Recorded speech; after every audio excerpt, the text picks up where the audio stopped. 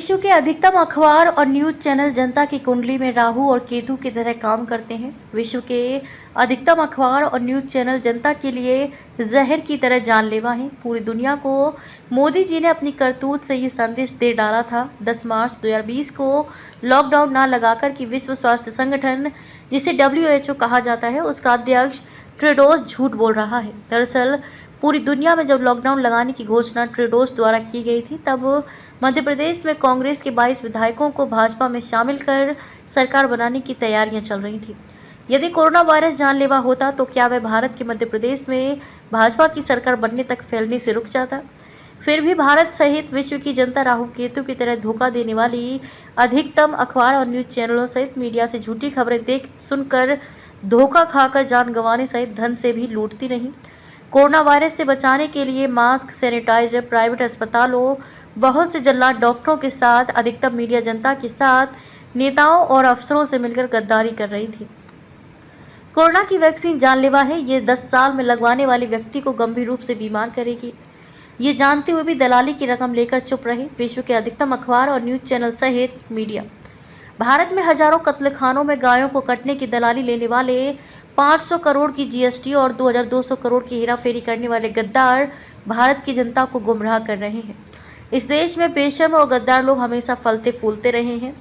उसका सबसे बड़ा कारण भारत के लोगों का सरल और सहज स्वभाव है। भारत लगभग 1100 सालों से गुलाम है। उसका भी कारण यही है कि भारत के सरल सहज लोगों ने समर्थ गुरु रामदास के शिष्य छत्रपति शिवाजी की तरह शत्रुओं और देश के गद्दारों को धूल में घसीट घसीट कर उनका वध नहीं किया।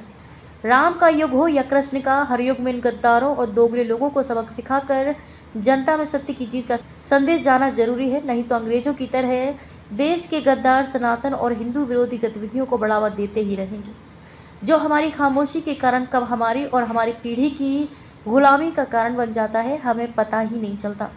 नोटों की गुलामी, कानून बनाकर सशर्त अनुबंध वाली दस्तावेजी गुलामी, जिसे भारतीय स्वतंत्रता अधिनियम 1947 कहा जाता है। इसके बाद अब हम देश के कुछ अखबारों और न्यूज चैनलों द्वारा सत्संग का विरोध करते देख और पढ़ रहे हैं।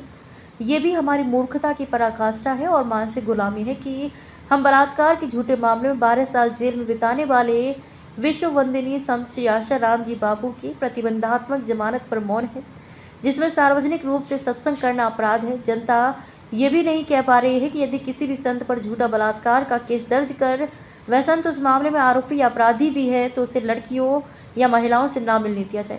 ये शर्त तो सही प्रतीत होती है, लेकिन सार्वजनिक सत्संग करना कौन से अपराध की श्रेणी में आता है? राहु और केतु की तरह इस देश के कुछ अखबार और न्यूज चैनलों सहित मीडिया को भी सनातन और हिंदू धर्म के संत और उनका सत्संग करना अपराध लग रहा है, जबकि ये अखबार और न्यूज चैनल सहित मीडिया देश में अवैध जुआ, शराब, गांजा, चरस, गुटखा, पान मसाला, बीड़ी, सिगरेट, तंबाकू से बनी नशीली वस्तुओं के सौदागरों से मिलकर काम करते हैं।